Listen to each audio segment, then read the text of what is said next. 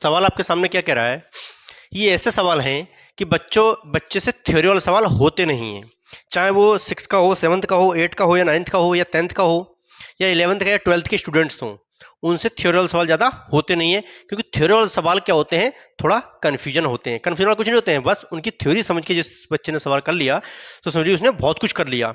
चलिए थोड़ा समझाते हैं, समझने की कोशिश करना। जैसे सवाल है किसी संख्या के, अब संख्या आपको माननी पड़ेगी, है ना, तो आप यहां लिख लें कि माना संख्या x मान लीजिए, ठीक है। तो देखिए किसी संख्या के 5 गुने, ये संख्या जो मानी है इसमें 5 से गुणा कर दो, कह रहा 5 गुने 5x हो जाएगा। भाई 5 से अगर आप x में गुणा करेंगे तो बोलो 5x होगा नहीं होगा, तो इसलिए हमने 5x यहाँ लिख दिया। से गुने से उसका 3 गुना, उसका मतलब संख्या के 3 गुना घटने पर, तो कह रहा है अब जो संख्या आपने मानी है उसमें 3 से गुणा करो, तो यहाँ 3x हो जाएगा। और कह रहा है घटने पर इसमें से जो घटाना है माइनस का साइन लगा दीजिए, इक्वल टू कितना हो जाता है पता है, भाग पर शेषफल कितना होता है 18 होता है, तो यहाँ शेषफल 18 हो जाएगा।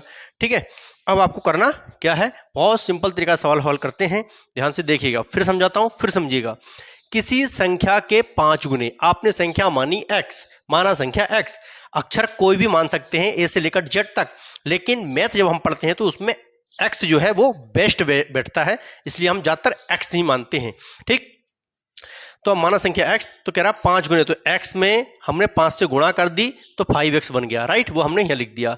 तो कह रहा है से उसका फिर संख्या की बात कर रहा है 3 गुना, अब कह रहा है 3 गुना, तो इस संख्या 3 जो लिखी है इसमें 3 से x से गुणा करो तो कितना हो जाएगा 3x। तो कह रहा है कि घटने पर शेषफल 5x में से ये 3x आपको घटाना है, क्योंकि घटने का मतलब क्या होता है माइनस का साइन, तो हमने यहाँ घटा दिया, और इक्वल टू शेषफल कितना होता है 18 होता है। तो भाई संख्या बताइए, तो कह रहा भाई संख्या बताइए, 5x में से 3x घटेगा, आपको पता है कि 2x यहाँ बचेगा, राइट, और यहाँ कितना है आपका 18 है, 2 के टेबल से काटेंगे तो 2 में कितना होगा 18 हो जाएगा, और x इक्वल टू कितना आ गया 9 हो गया।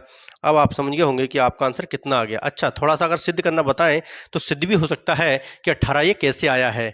देखिए ये आपने जो माना है उसको यहाँ नोट कर लीजिएगा, जैसे 5x माइनस 3x, ठीक है।